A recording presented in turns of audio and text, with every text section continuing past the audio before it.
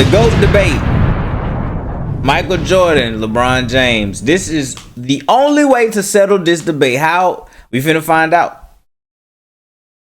We about to find out how he want to settle this debate. I don't think it's ever gonna be settled. Some people got Jordan. Some people got Bron. It will never be settled. It won't ever be settled.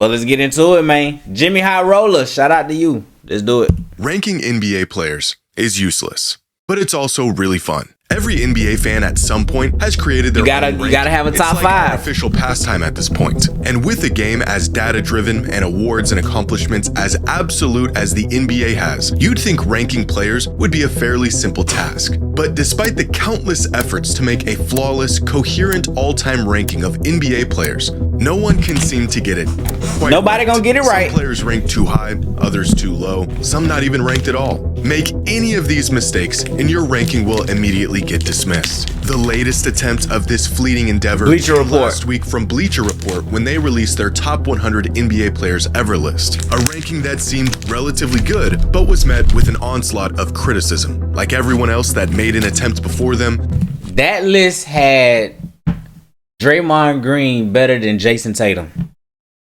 That list had Kobe outside of the top 10.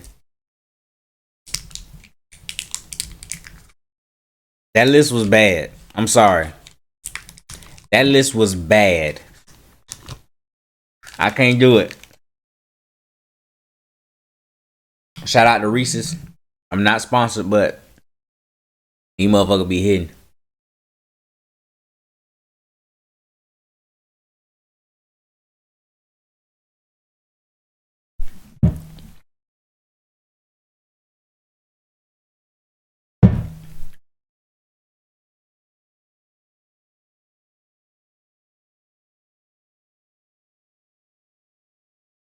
All right.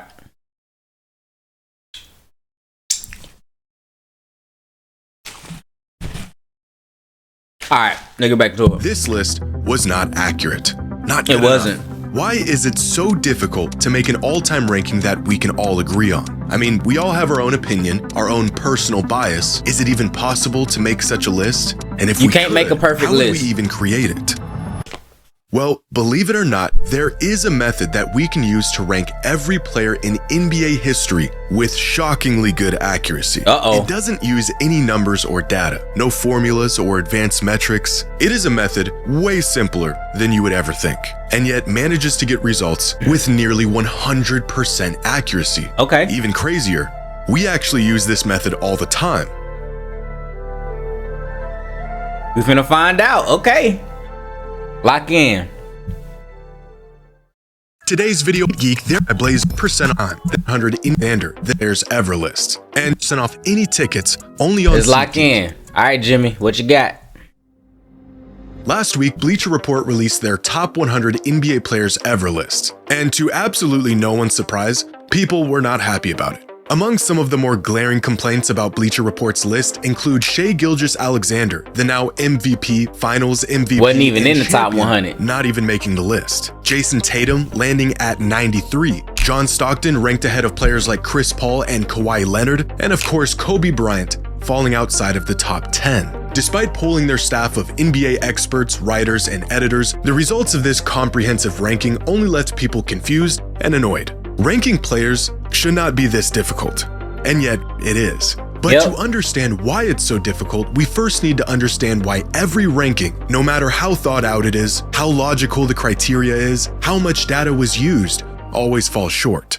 One popular approach that some fans and experts have taken over the years is the formula method. Create a point-based system and apply those points to various factors like Okay. career stats, accolades, and impact to make an objectively accurate ranking. A method that has been tested countless times with varying levels of success. Last year, John Hollinger, longtime NBA analyst and a man credited with creating some of the first advanced NBA statistics, created a formula to determine his all-time top 100 list. Okay. His criteria being a point-based system that put varying levels of weight into factors like MVP shares, finals MVPs, win shares, and career box plus minus. A formula that resulted in LeBron as the GOAT, Jordan second, Kareem third, Duncan fourth, and Karl Malone fifth all time. This list also features Harden Karl Malone will never be in any top 5, top 3, anything anymore, bro. He ruined that. I don't care what he did on the court. If you know, you know. At 13, Hakeem at 19, Steph all the way down at 27, and Isaiah Thomas at 65. Yikes. This Reddit user went through the trouble of creating an entire model from scratch to achieve the goal of, as he put it, quantifying careers using a formula that combines accolades with simple advanced stats while compensating for era and benchmarking, plus adjusting the weights of the formula against approximate expected rankings using least squared regression. In other words, he used a whole lot of stats and accolades, made some applicable adjustments, and put together an all-time top 100 ranking. Okay, who at the top of this one? Results came in, and people hated it.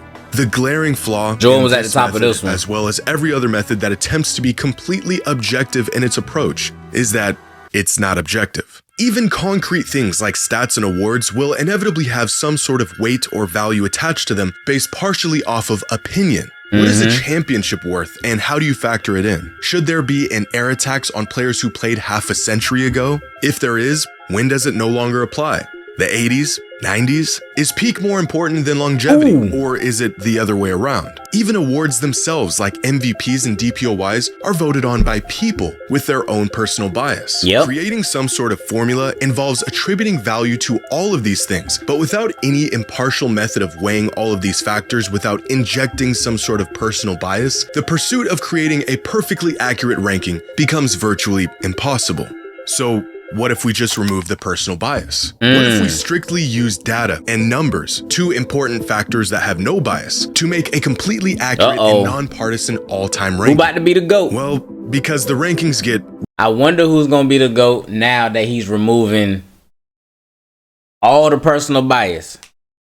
This should be interesting. Really weird, really fast. For example, Box Plus Minus has Nikola Jokic as far and away the best player of all time. It also has Luka Doncic 4th, David Robinson 6th, and Tim Duncan 19th. But in the right hands and with enough data, and when used in conjunction with one another, a purely data-driven approach could lead us in the right direction. And this is what Ben Taylor of Thinking Basketball did back in 2017 when he created his top 40 list. As Ben says when describing his methodology, I won't attempt to balance Kobe's championships with Shaq, nor do I care about accolades like all-star teams or the number of Hall of Fame teammates someone played with. I also don't care about how many rings a player won. The very thing I'm trying to tease out is who provided the most lift. Instead of trying to assign value to things like rings and MVPs, Ben's list ranks players based on who provided the largest increase in the odds of a team winning a championship over the course of their career. Ben's specific method and reasoning is probably the best out there when it comes to seeking an objective ranking, using the best advanced metrics available and using them logically to find the most accurate conclusion. The results of this experiment were eventually updated in 2022 and are generally accepted as a really solid list without the outliers or massive holes that other lists have.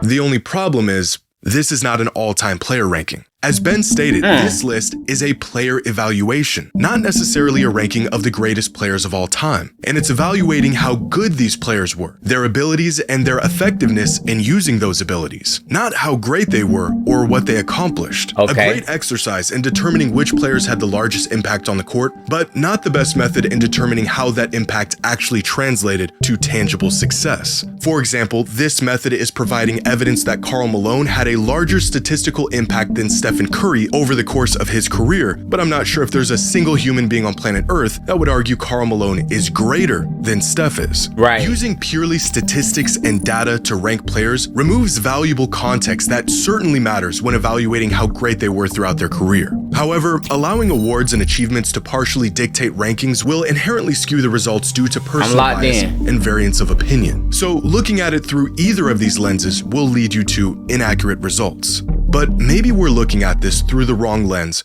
altogether. We as fans are going to be biased. It's the very nature of being a fan. My team's great and they can do no wrong. So if we need to factor everything in, but we cannot do that without inserting some sort of bias, what if instead of trying to remove all bias from the equation, we factor this bias into the equation by asking fans what it is they value most when ranking players? If the accuracy of the rankings is determined by the fans, then so should the criteria. Well, that's exactly what this Reddit user did. Back in 2020, an NBA fan on Reddit took it upon himself to survey other NBA fans, 662 of them to be exact, on not just what's important to them in terms of greatness, but even what kind of fan they are. Among some of the questions asked were, how long have you been watching the NBA for? The most popular answer was 6 to 9 years. On a scale of 1 to 10, how big of a fan of the NBA are you? Over 80% of the results being at least an 8 out of 10. But here's where things get interesting. One of the questions asked was, what do you think is more important in a player's career? Team success or individual success? 52% of voters said team success and 48% said individual success. Almost an even 50-50 split between NBA fans in response to a very important question with two very different answers. Even more revealing, voters were asked, what are the top 3 most important measures when evaluating who the greatest of all time is? The number 1 answer, career stats, followed by number of championships, number of regular season MVPs, total win shares, and career advanced statistics. The near 50-50 split between the importance of team success versus individual success visible in the almost even voting split between career stats and number of championships. One person can make their rankings based on how good a player was, meanwhile another person could make their rankings based on how much success a player had. Two completely different criterias. So how exactly can we make a player ranking that is agreed upon if we can't even agree on what actually matters? What matters most? At least what matters most. No matter what approach you take, no matter how much personal bias or opinion you try to take out of it, the results will always end up skewed in some sort of direction. There's just too many factors, difference in opinion, difference in what matters most from fan to fan. But there is one way, one method that has been proven to be I've been waiting this whole time.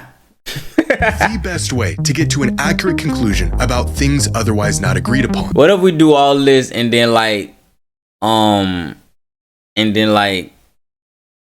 John Stockton the GOAT or something? Like, that'd be crazy. What is this scientifically backed method?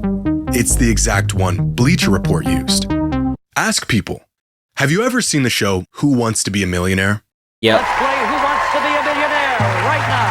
It was a game show where contestants would answer a series of multiple choice questions, with each correct answer winning them more money and progressively getting more difficult until the eventual $1 million question. Now, this game show would feature one sole contestant at a time who had to answer these questions by themselves. However, each contestant was granted what were called lifelines, tools the contestant could use to help them answer difficult questions. These 3 lifelines were 50-50, eliminate 2 of the 4 options in a multiple choice question, leaving the contestant with a 50% chance of getting the right answer. Phone a friend, where the contestant could call a friend live on the show for help. And the third one was Ask the Audience, where each member of the audience would vote on what they thought was the correct answer to any given question. All of these lifelines were valuable, but one of them in particular resulted in the correct answer far more than the others. The 50-50 lifeline, as the name suggests, got contestants to the correct answer about 50% of the time. Phoning a friend resulted in contestants getting the correct answer 66% of the time. But asking the audience resulted in the correct answer 92% of the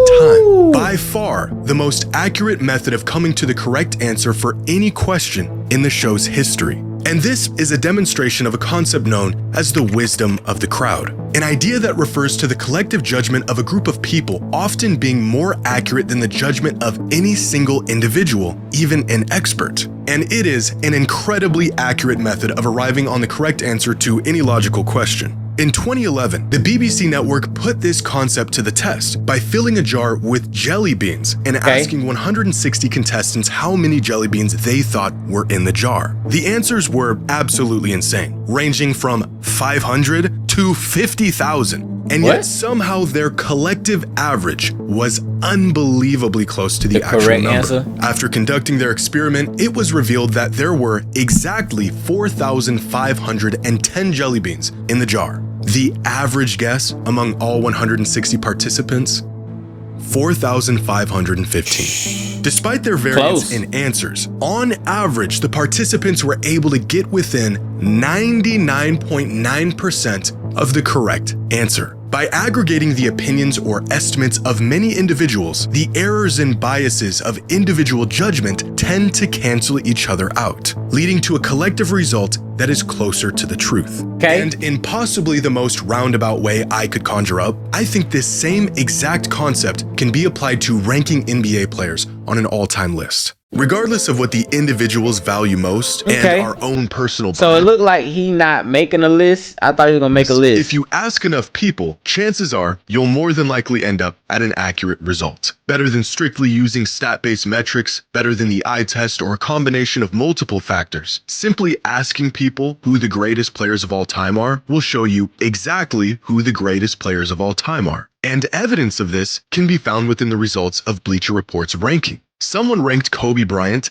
18th all time. Their personal top 100 ranking is probably a little wacky, but this vote inadvertently balances out someone else who voted Kobe 4th all time. Same goes for every single player on this list. Someone had Jokic 12th all time. Another voter had him 28th, and everyone else had him somewhere in between. The range of votes for Charles Barkley are probably the largest of any player on this list, with one vote for him as the 18th greatest player and another with him as the 74th greatest player. With individual rankings like this, you'd think the final result would be a mess. And yet Barkley ended up being ranked 25th all time, right about where he should be.